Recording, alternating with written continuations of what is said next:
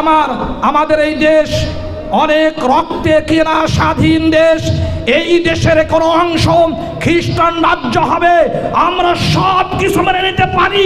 আমার দেশের কোনো অংশ খ্রিস্টান রাজ্যে পরিণত হবে, আমরা কখনো মেনে নিতে পারি না। কি বলেন ঠিক না ভাইয়ের আমার? এখন নিজে প্রধানমন্ত্রী স্বীকার করছেন যে আমাদের দেশে খ্রিস্টানরা এনজিওরা ষড়যন্ত্র করতেছে।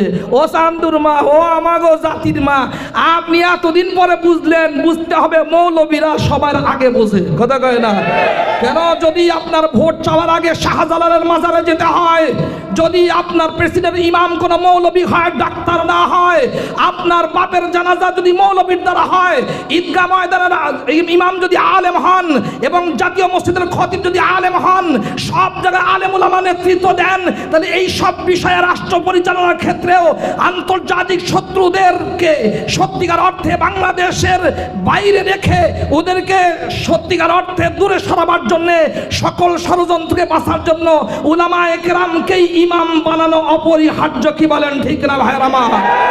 আপনারা সব জায়গায় ইমাম মানবেন, রাষ্ট্র পরিচালনার ক্ষেত্রে মানবেন। 2 নম্বরই পচা বাটপার যারা 15 লাখ টাকা দিয়ে খাসি কেনে, রাতের অন্ধকারে মাথা টাক করে পালিয়ে যায়, এদেরকে যতদিন শাস্তি করা না হবে, এদের থেকে দূরে যতদিন না থাকা হবে, উলামায়ে কেরামের পরামর্শ গ্রহণ যতদিন না করা হবে, আমার দেশে কখনো শান্তি আসতে পারে না। কি বলেন ঠিক না ভাইয়ের আমার?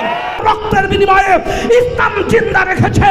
এই ইসলামকে যারা এখন বিদায় করবার দিবা স্বপ্ন দেখেন, বিদেশি প্রভুদের লালিত স্বপ্ন বাস্তবায়নের চেষ্টায় যারা রত রয়েছে, শুনে নাও, আমার রক্ত যাবে, জান যাবে, জেলখানা আবাদ হবে, সারা দুনিয়াতে আমাদের রক্তে রঞ্জিত হতে পারে।